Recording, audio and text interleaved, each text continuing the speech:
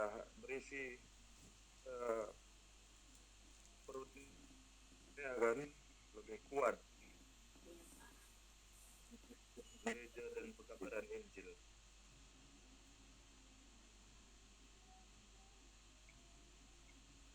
Siapa moderator, Resnita? Ibu Berta, Pak. Oh, kita tunggu lah ya. Iya.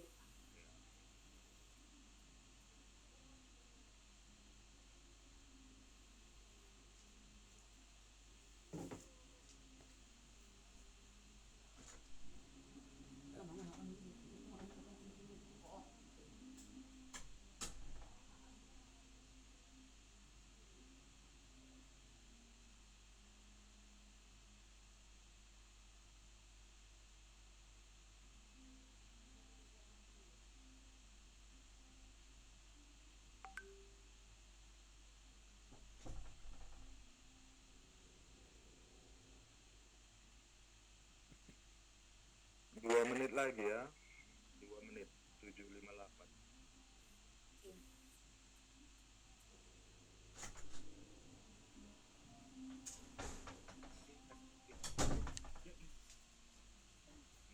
Sudah datang Ibu BT. Ya, selamat pagi. Ya, masih ada waktu kita 2 menit lagi, tapi kita teruskan lah ya, karena kita sudah berkumpul ya. Iya.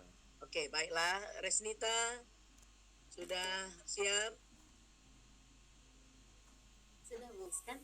Dan Tuhan juga pimpin Bapak dan Ibu dosen sebagai penguji Resnita supaya juga mereka boleh beroleh kebijaksanaan dan juga hikmat dalam menguji proposal Resnita. Terima kasih ya Tuhan, Engkau juga yang memberkati media yang kami pakai dan Engkau juga yang memperlancar jaringan yang boleh kami gunakan. Terima kasih Bapak, dalam nama Yesus kami berdoa dan mengucap syukur. Amin. Oke, baiklah. Kepadanya. Di atas otoritasnya, Yesus memerintahkan kita untuk membawa banyak orang menjadi para pengikutnya dari semua suku bangsa. Mereka yang menjadi muridnya dibaptis dan diajar supaya menuruti semua yang Yesus perintahkan. Keinginan Allah adalah memenuhi surga dengan wakil-wakil dari setiap bangsa, suku, kaum, dan bahasa. Pertanyaannya, mengapa gereja enggan mengerjakan tugas ini? Mengapa gereja tidak berlomba-lomba membagikan kabar sukacita ini? Tapi mungkin satu alasan mengapa kita merasa sangat ketakutan memberitakan Injil adalah karena kita belum pernah membawa pemimpin gereja ataupun anggota jemaat dalam sebuah gereja yang mengembangkan pertumbuhan gereja ke dalam dengan memfokuskan diri pada pembangunan gedung gereja, menarik Resnita, iya Bu. Resnita bagus juga. Kau bikin dengan kata-katamu, memakai waktu lebih kurang 4 menit lagi dengan kata-katamu aja, nak, jangan dibacakan ya. Oke.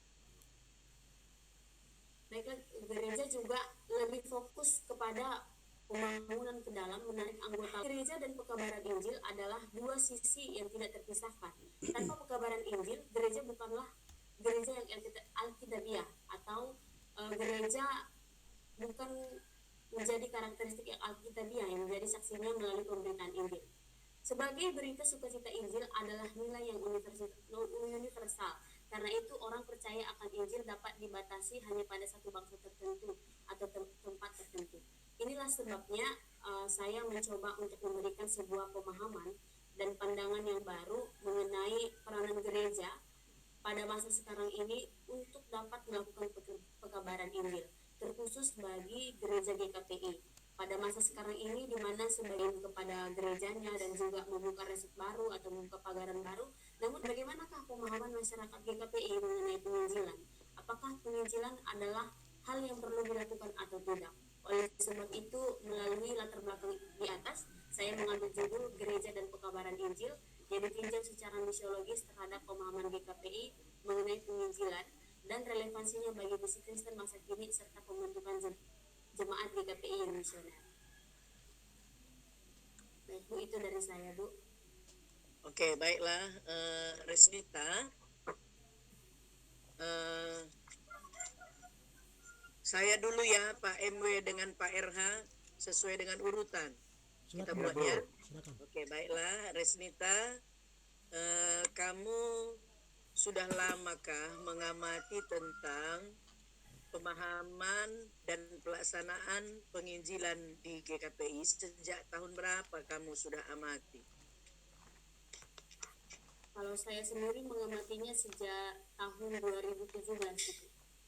Kenapa tiba-tiba kamu amati? Karena saya ingin mengetahui kira-kira bagaimanakah pandangan GKPI mengenai penginjilan ini, Bu. Seperti kami pernah melakukan mission trip ataupun PI di daerah Batubara. Kemudian ada seorang pendeta yang mengatakan di sana, kalian ini melakukan apa sih? Ini juga adalah pekerjaan yang gila, begitu, Bu. Beliau mengatakan bahwa pekabaran Injil ataupun penginjilan itu adalah pekerjaan yang gila. Ini nggak masuk akal. Lebih baik kalian hafal aja lah dulu nama-nama anggota gereja kalian.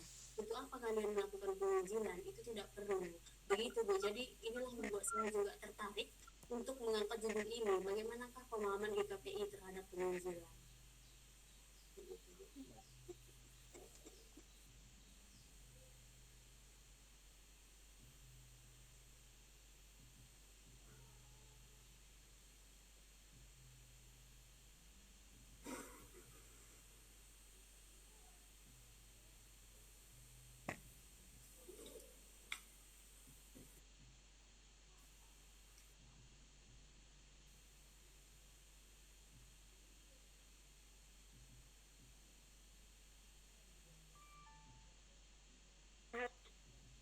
Hasilnya setelah saya amati bahwa Halo, banyak Resnita. juga masyarakat.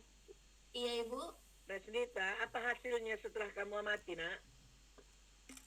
Hasilnya setelah saya amati bahwa banyak yang beranggapan Oke. penginjilan itu tidak. Resnita.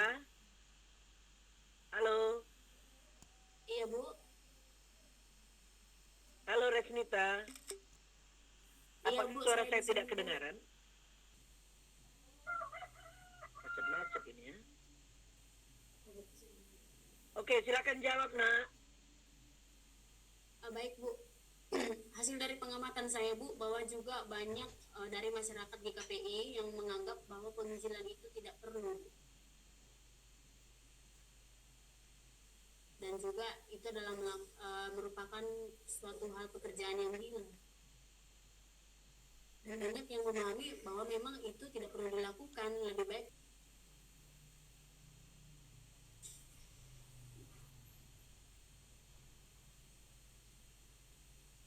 Mic-nya belum dibuka, Bu. Mic-nya. Bu BT, mic-nya belum dibuka, Bu.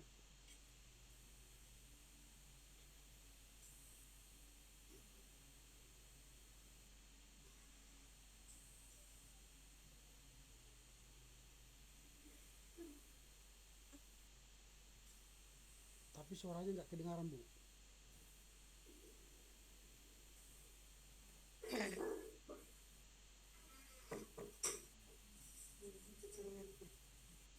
Ya, suara Bu BT belum kedengaran. Dilanjut oleh dosen lain, Pak. Iya, iya. Baik, Bu. Ya. Saya Sudah, dulu ya. Pak. Ya, Bapak dulu, Pak MW. Iya.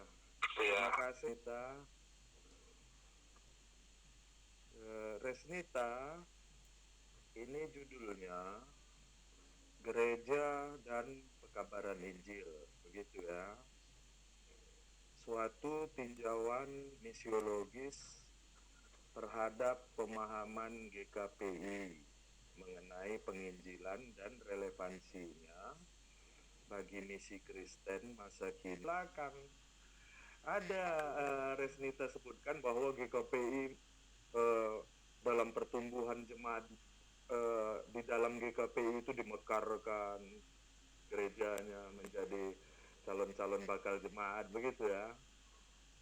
Dibangun gedung-gedungnya, dibangun fasilitasnya. Tapi apakah GKPI pernah berpikir penginjilan keluar dari gereja GKPI? Itu yang saya tangkap. Itu yang tidak nampak dalam latar belakang masalah secara jelas. Teori-teori pekabaran Injil, begitu. Itu identifikasi masalahnya, mengapa demikian dan lain-lain, dan dirumuskan masalah, lalu disebutkan tujuan penulisan. Itu yang membuat menarik. Pasti ada penyebabnya itu, mengapa itu terjadi, kurang misalnya. Bisa saja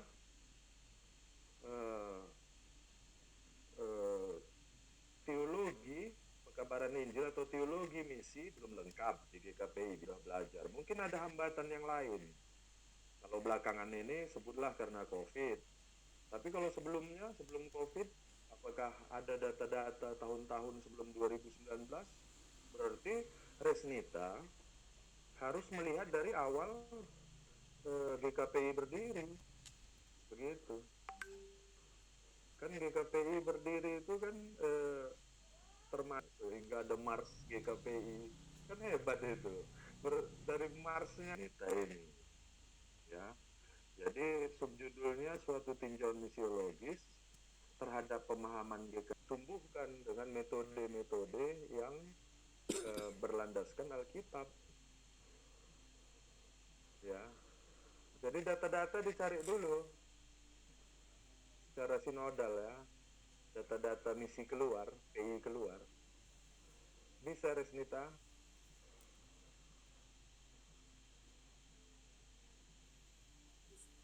Iya, bisa, pasti bisa lah. Itu banyak data di kantor pusat itu. Pendeta GKPI banyak tahu itu. Bahwa memang pekabaran Injil keluar itu kurang, bukan hanya di GKPI. Hampir di semua gereja kurang. Jadi kan kalau tahun-tahun 90-an itu mahasiswa teologi Abdi Sabda itu bergabung dengan mahasiswa